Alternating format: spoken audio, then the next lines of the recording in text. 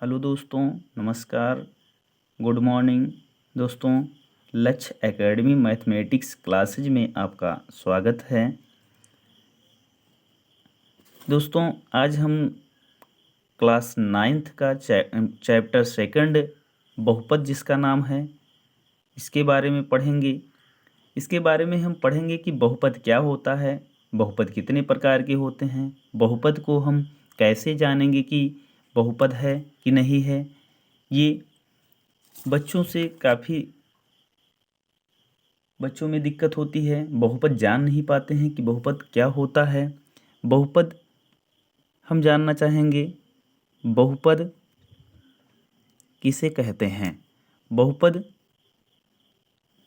को अंग्रेजी में कहते हैं पॉलिनोमियल्स।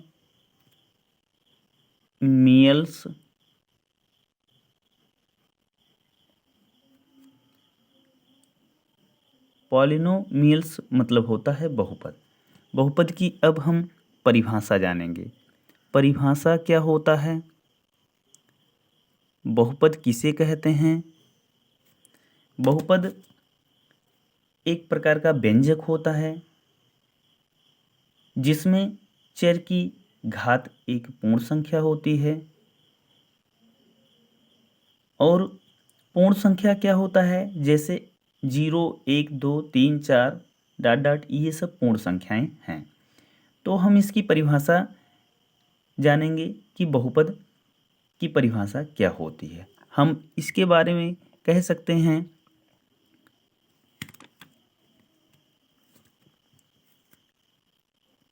ऐसे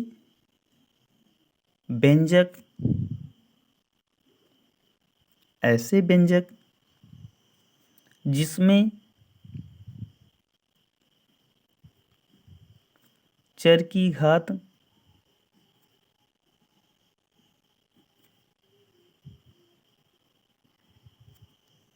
एक पूर्ण संख्या होती है, उस व्यंजक को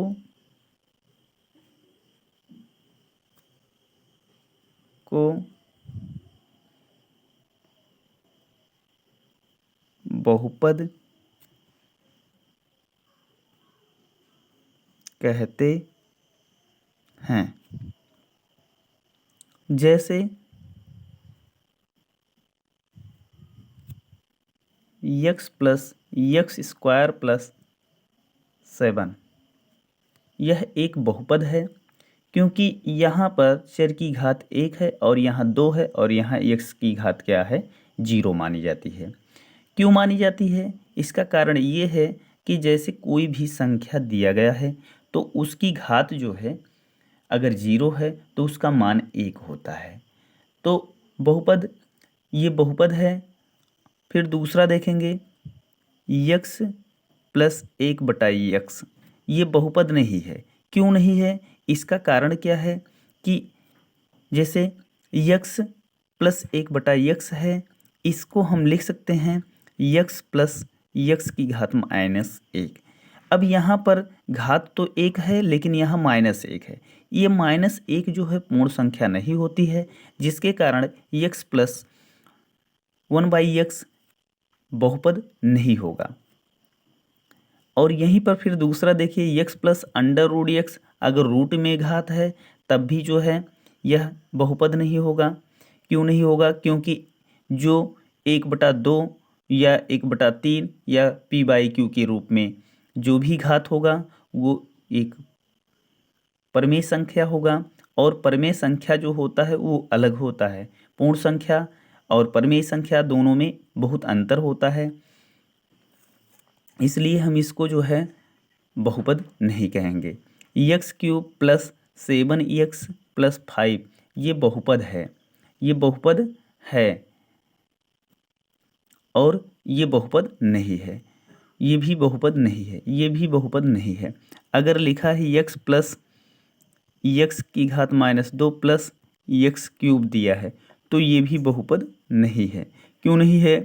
क्योंकि इसमें घात यहाँ 1 है, लेकिन यहाँ पर घात -2 है और यहाँ घात 3 है। तो ये -2 होने के कारण ही यह जो है बहुपद नहीं माना जाएगा, क्योंकि बहुपद का नियम होता है कि चर की घात जो भी रहेगा पूर्ण संख्या रहेगा। अच्छा, एक बात और जानें कि पूर्ण संख्या क्या होता है, क्योंकि बच्चे ये नहीं समझ पाएंगे कि पूर्ण संख्या क्या होता है। पूर्ण संख्या को सरल भाषा में हम जानना चाहेंगे कि पूर्ण संख्या जो होता है, जैसे 0, 1, 2, 3, 4 डॉट डॉट, ये सब क्या हैं? पूर्ण संख्या हैं। मतलब अगर कोई भी व्यंजक दिया गया है तो उसमें चर की घात इन सभी में से कुछ न कुछ होना चाहिए, कुछ ना कुछ क्या पूरा होना चाहिए, मतलब जो भी घात है इनमें से मिलना चाहिए। अगर मिल रहा है तो बहुपद होगा, अगर नहीं मिल रहा है तो बहुपद नहीं होगा। अब देखिए, हम बहुपद के प्रकार के बारे में जानेंगे। बहुपद के प्रकार क्या हैं, कैसे हम जानेंगे बहुपद के प्रकार? देखिए, बहुपद के प्रकार, बहुपद के प्रकार, बहुपद के प्रकार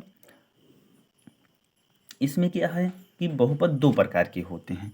बहुपद 2 प्रकार के कौन कौन से हैं? देखिए, पहला बहुपद के प्रकार है, पहला जो बहुपद का प्रकार है वो पदों के आधार पर है। पदों के आधार पर बहुपद। अब देखिए, पदों के आधार पर बहुपद, पहला है एक पदी बहुपद। एक पदी बहुपद, एक पदी बहुपद में क्या होता है कि यह एक ऐसा बहुपद होता है जिसमें केवल एक पद होता है। एक पद का मतलब जैसे यक्स, यक्स क्यूब, यक्स की पावर 4, 7 यक्स, ये सब बहुपद के प्रकार में जो एक पद के बहुपद हैं वो हैं।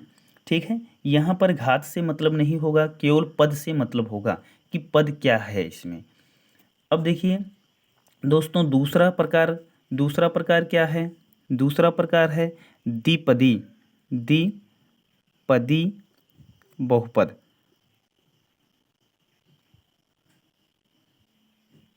द्विपदी बहुपद, द्विपदी बहुपद में क्या होता है कि केवल इसमें दो पद होते हैं। दो पद जैसे x+2 है, x क्यूब या x+7 है या x क्यूब 4 है।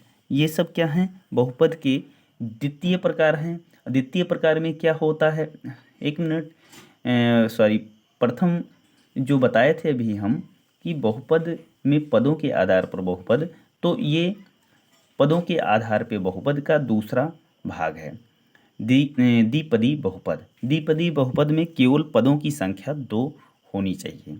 अगर 2 से अधिक है या कम है तो वो द्विपदी बहुपद नहीं मानी जाएगी।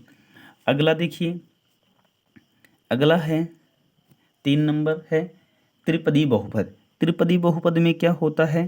केवल 3 पद होते हैं।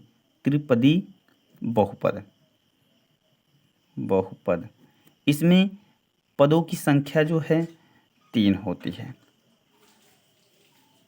ये क्या है? 1, 2, 3, 3 पद हैं, इसलिए इसको त्रिपदी बहुपद कहेंगे।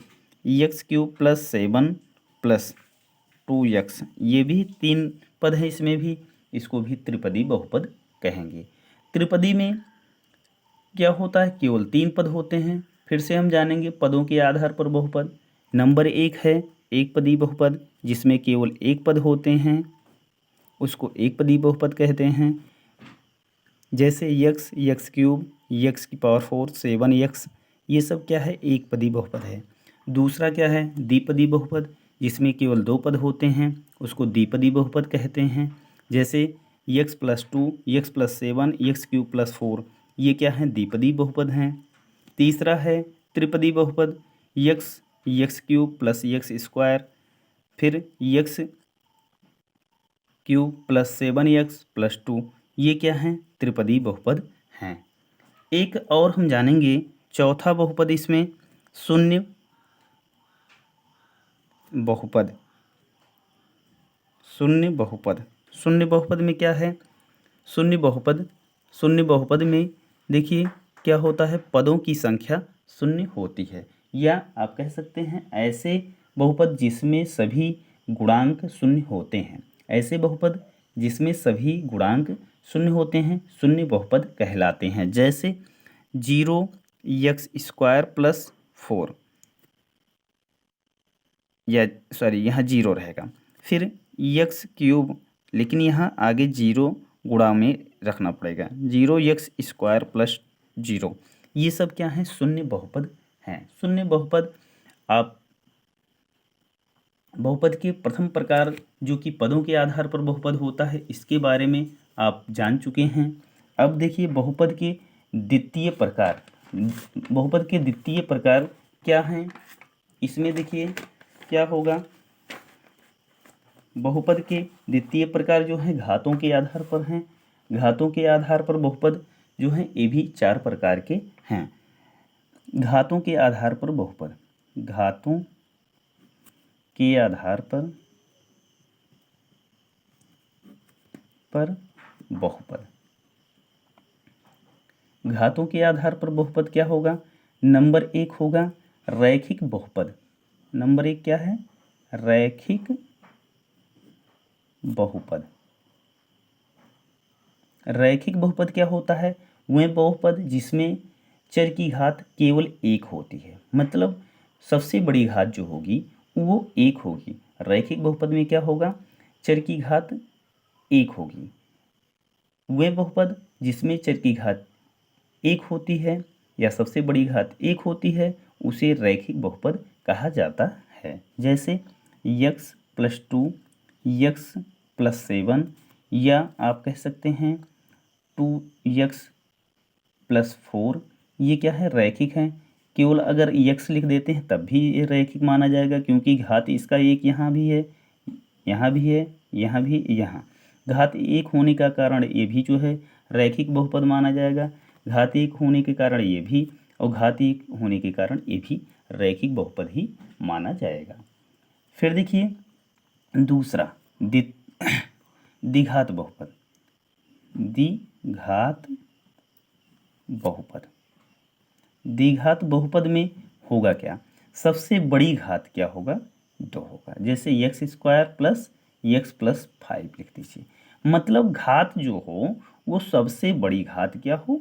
2 हो। मतलब ऐसे बहुपद या वह बहुपद जिसमें चर की घात क्या होती है? 2 होती है, उस बहुपद को द्विघात बहुपद कहते हैं। जैसे देखिए 2x² लिख लिए, तो इसमें भी सबसे बड़ी घात 2 है, इसलिए हम इसको द्विघात बहुपद कहेंगे।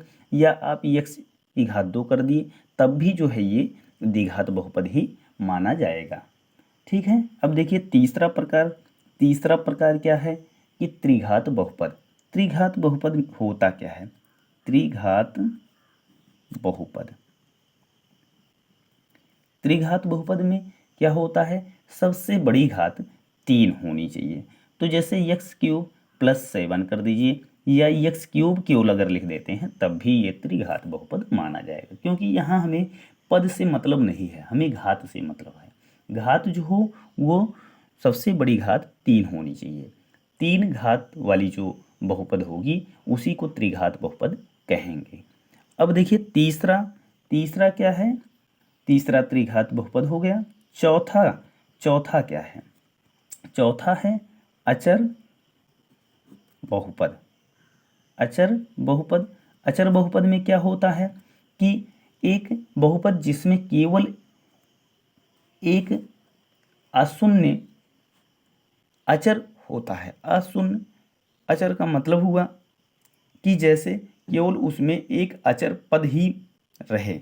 जैसे एक अचर पद का मतलब क्या है कि जैसे लिख दिए x, अगर लिख दिए तो ये अचर नहीं माना जाएगा। ठीक है। देखिए क्या मानेंगे, इसको गलत काट देते हैं। ये 5 क्या है? ये अचर है।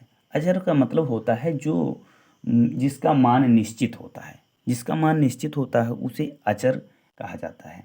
अचर राशि कहा जाता है। तो एक काम करेंगे, ये जो है ये अचर बहुपद में हम 5 रख सकते हैं, 6 रख सकते हैं, 7 रख सकते हैं, 8 रख सकते हैं, -2 रख सकते हैं। ये सब क्या है, अचर बहुपद के अंतर्गत आएंगे। दोस्तों, हम आशा करते हैं कि ये बहुपद के बारे में जो हमने बताया है वो आप लोगों की समझ में बहुत ही अच्छे से आया होगा। अगर ये वीडियो आपको पसंद लगता है तो लाइक करें, शेयर करें, सब्सक्राइब करें। धन्यवाद।